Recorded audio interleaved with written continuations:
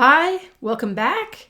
We are still on Chapter 3, Knowledge, Argument, and Presupposition. We are now covering presupposition in Dr. Gangadean's Philosophical Foundation tutorials.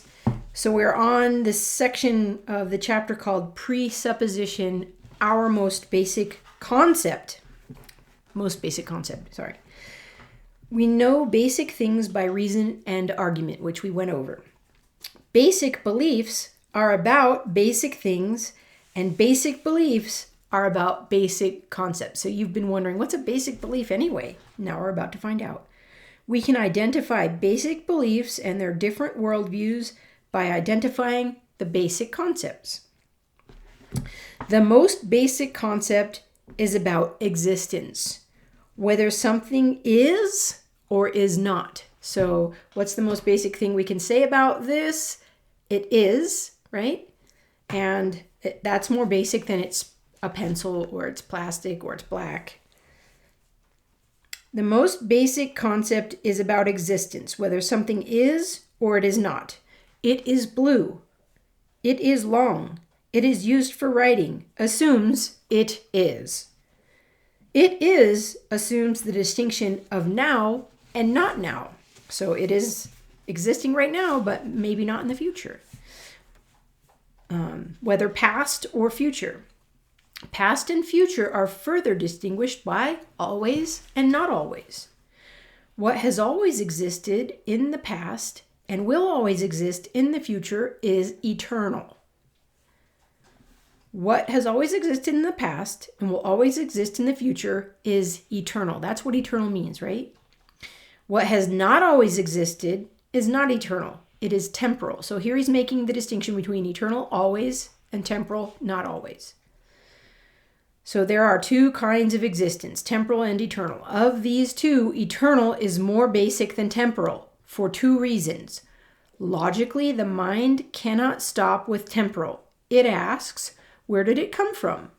Logically, the mind must stop with eternal. You can't ask, where did eternal come from, right?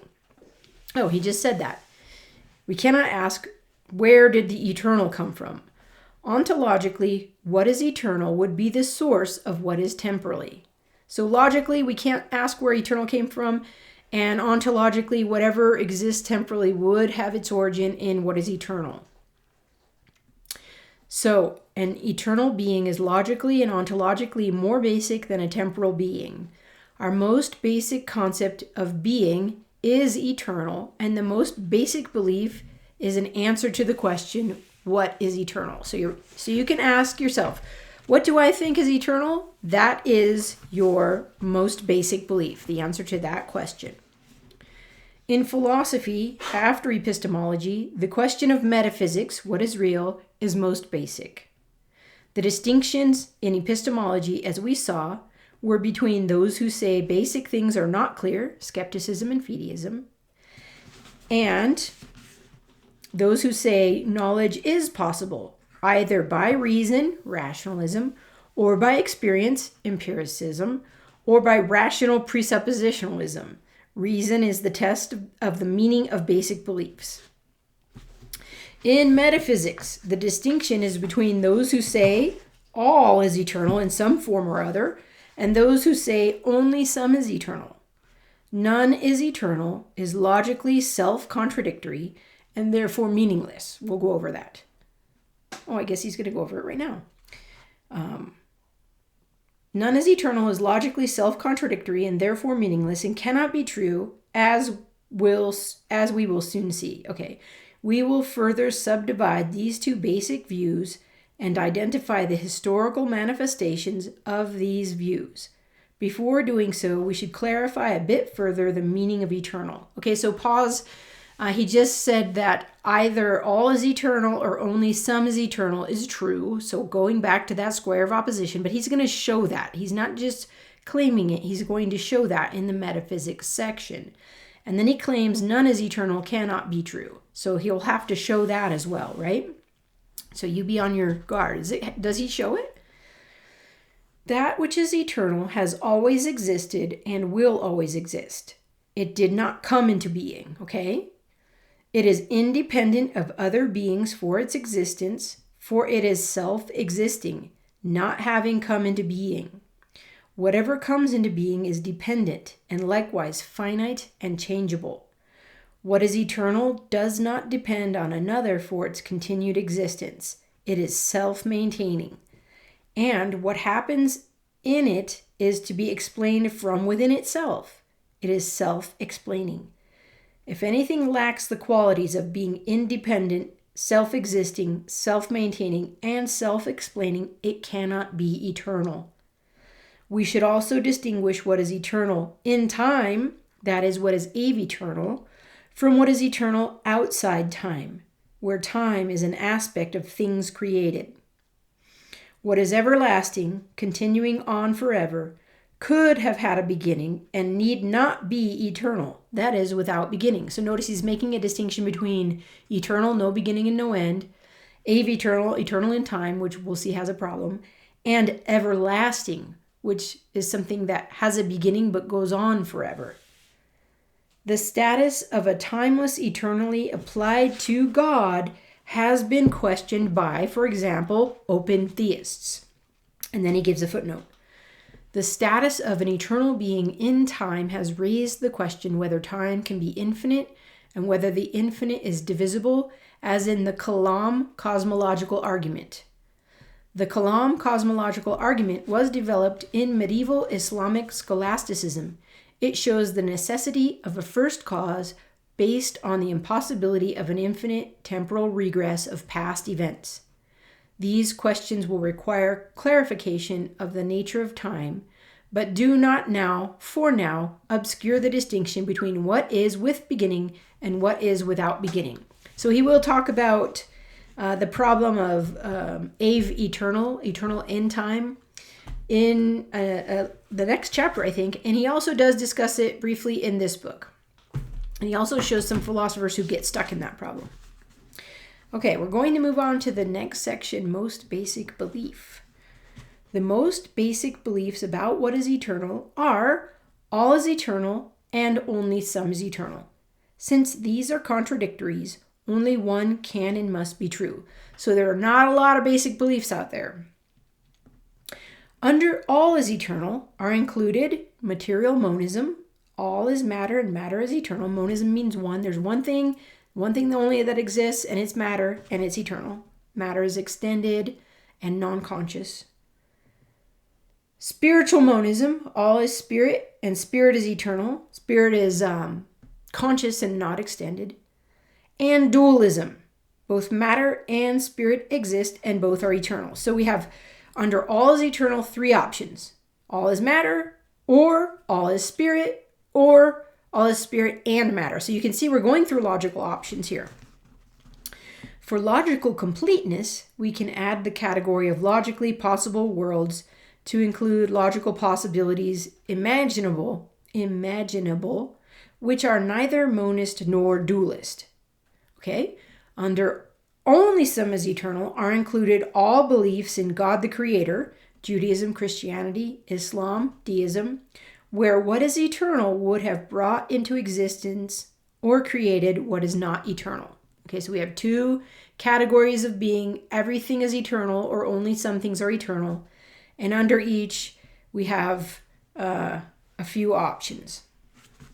These general beliefs of material monism, spiritual monism, dualism, and theism have been the basis of worldviews which have come to expression in cultures and civilizations in world history. These views have been held more or less consciously and more or less consistently. History is an outworking of the challenges of reason to the coherence and meaning in a worldview. These challenges have come to individuals and cultures as a whole. They have come from within a culture and from the outside. They have come at the basic level and at secondary levels. Worldviews, when challenged, may collapse, precipitating a crisis of faith. One may recover coherence by deeper insight, or one may change one's basic belief about reality, or one may become skeptical about any answer to basic questions. Authorities may seek to protect the prevailing worldview from challenge by restricting freedom of speech. Hello. But this is short-sighted and suggests that one's view cannot withstand a challenge, since the need for meaning is fundamental and more basic than the need for power or prestige, and since challenges arise from within each person as self-consciousness increases, challenges are both natural and inevitable and should not be avoided. So he just said a lot there. Let's summarize. There are two basic beliefs: all is eternal and only some is eternal. I'll do it like contradictions. All is eternal, only some is eternal. Both can't be true, both can't be false. Under all is eternal are the views all is matter, or all is spirit, or all is spirit and matter, but it's all eternal. Under only some is eternal God, and what is not eternal is temporal, created. So these are the two big basic beliefs. All is eternal, only some is eternal. And all worldviews historically have been based on these assumptions. So you can study cultures and civilizations. The most consistent ones will be stating more clearly what they think is eternal. And there are challenges from within a worldview, and there are challenges from outside of worldviews.